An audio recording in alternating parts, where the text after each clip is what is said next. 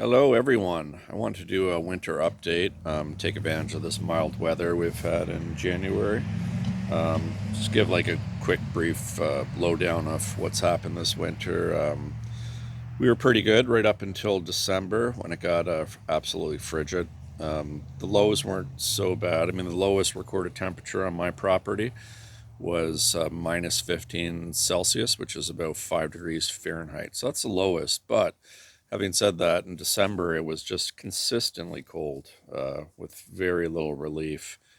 And then Christmas came around and it started to warm up, and it's been warm ever since, really. It's been quite mild, and we had some serious mild weather the last few days, which melted some of the snow away. But anyway, I want to take advantage of this and do a winter update.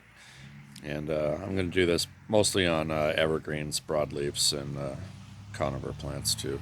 So here we go. So this is my Daphne.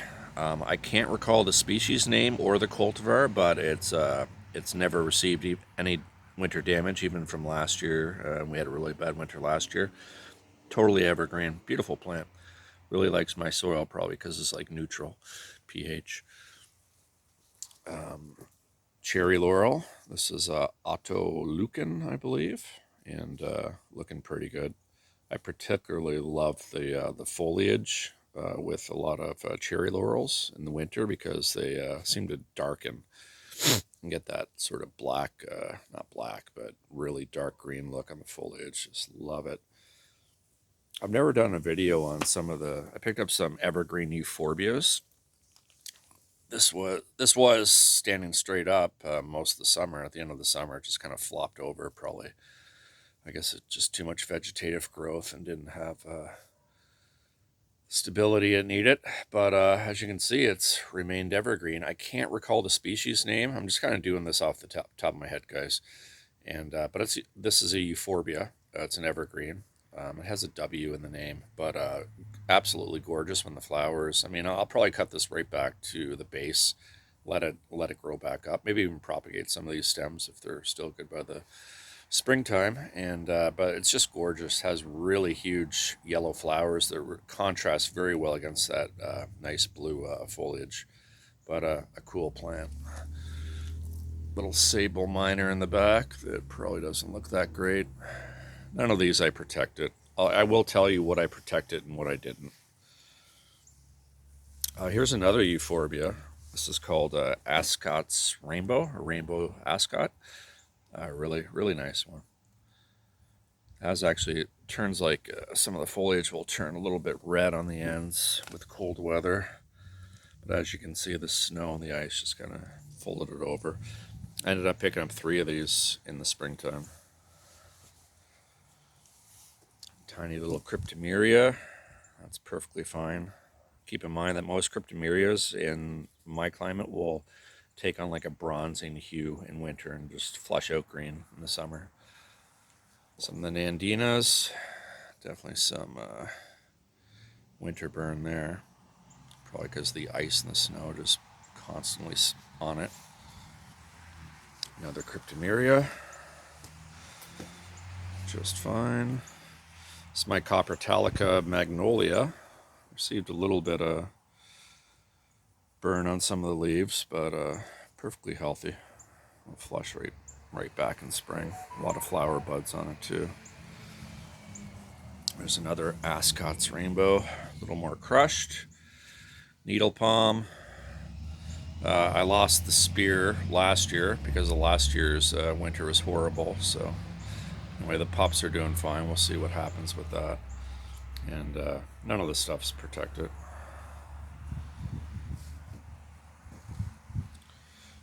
Another cryptomeria. My osmanthus, goshinki, a little bit of winter burn, and unfortunately, those little rabbits got to it. I've been noticing some rabbit damage on my property, which is unfortunate. One thing that got absolutely fried is my variegated cherry laurel. There's some green on the bottom there. I'm sure the stems are just fine. It'll flush back in spring, but a little disappointing. But keep in mind, this is a first-year plant. Here's the problem. for Southern Ontario people. Most of our zone pushing plants come from coastal BC, which is an absolute freak zone. Okay, even though it's, you know, it's more northerly than just about every state in the U.S. It actually has a USDA zone of like anywhere from 9A to 8B on the southern coast, which is absolutely crazy. So a lot of our zone pushing plants come from there, and you know, and they're used to their climate, which is, you know, very mild winters, and their summers are way cooler than ours. So you know, they're climatized there, and we get them here and put them in the ground, and they, you know, they're like, what's going on? So you know, I find they have to have like a good winter or two before they really get accustomed to our climate. In fact, I get also plants from North Carolina, and I find those plants do far better than the ones from BC. Not that we have any kind of climate similar to BC or to North Carolina, but it's actually, I would argue that it's closer to a North Carolina climate here than it is to coastal BC, which is kind of ironic. But anyway, so that's my rant. So another ascot. My Edith Bogue looks really good. Unprotected. Again, I'm not protecting my southern mags at all. Oh, and by the way, with the variegated cherry laurel, I even tried to protect it, and I had that tent over it, and still bad winter burn. We had like hurricane force winds yesterday, and it ripped off a lot of my protection from the ones I did protect, including this. Lights are on, but I'm pretty happy about this Chinese windmill palm, Tropicarpus fortunii. Really simple, guys. This is my first year actually doing this. I planted this in spring, and it ripped off the insulated box from the wind. But all you got to do is just get some lights that give off some warmth. Make sure you have a temperature sensor in there that will turn the lights on at a certain temperature, and like what is it? I think they go on at, let's say, 35 degrees Fahrenheit, and they turn off at like 45 or something like that.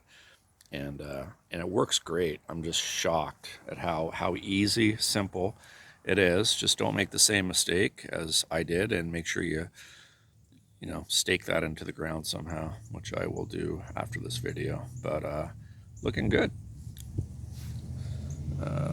Just give me a sec. I'm going to pause this video.